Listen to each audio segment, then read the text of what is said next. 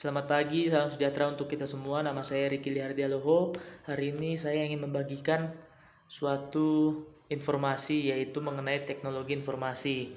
Teknologi informasi sendiri adalah suatu studi perancangan atau pengembangan atau manajemen sistem informasi berbasis komputer yang ada pada perangkat keras yaitu hardware dan perangkat lunak yaitu software. Nah, untuk fungsinya teknologi informasi ini itu adalah menangkap atau di sini bisa kita disebut untuk menginput. Nah, habis itu untuk pengolahan data atau processing. Nah, dan fungsinya juga untuk sebagai informasi yang menghasilkan, di mana teknologi berperan sebagai alat untuk mengorganisasikan suatu informasi ke dalam sebuah bentuk yang lebih terarah dan mudah dipahami. Apa sih tujuan teknologi informasi ini? Tujuannya adalah untuk memecahkan suatu masalah, membuka kreativitas, meningkatkan efektivitas dan efisiensi dalam melakukan pekerjaan. Jadi, bisa dikatakan karena dibutuhkannya pemecahan masalah atau membukanya kreativitas dalam melakukan pekerjaan tersebut.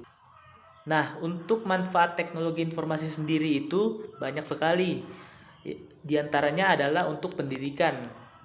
Nah, karena di zaman sekarang atau karena COVID-19, maka di dalam bidang pendidikan kita menggunakan teknologi seperti komputer untuk melakukan pembelajaran.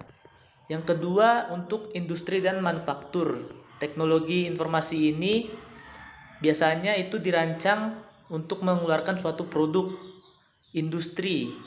Jadi nanti bisa dikelola oleh suatu industri melalui teknologi informasi tersebut. Ada juga untuk bisnis dan perbankan. Kalau bisnis dan perbankan ini biasanya dalam hal transaksi seperti menyimpan berangkas, itu kan pasti membutuhkan teknologi, yaitu berupa berangkasnya sendiri. Untuk militer, dengan teknologi informasi, biasanya kegiatan militer itu berupa navigasi pada kapal selam atau mengendalikan pesawat luar angkasa dengan kemudi atau tanpa kemudi. Biasanya di sini memerlukan teknologi informasi. Habis itu kita juga bisa melihat untuk dunia kedokteran.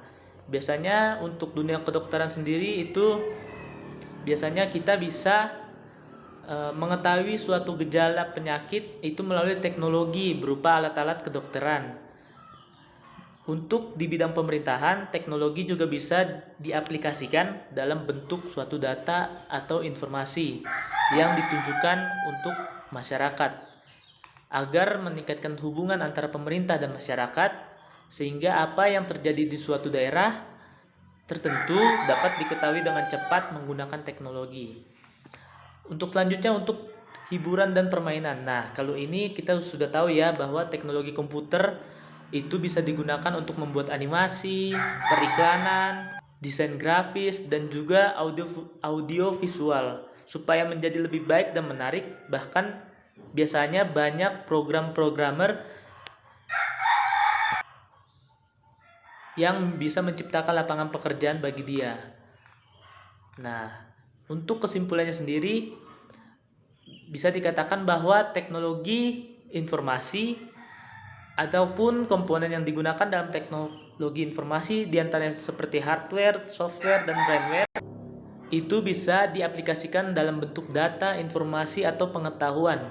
Semua komponen tersebut sudah bisa menjadi satu kesatuan untuk mewujudkan teknologi informasi sendiri.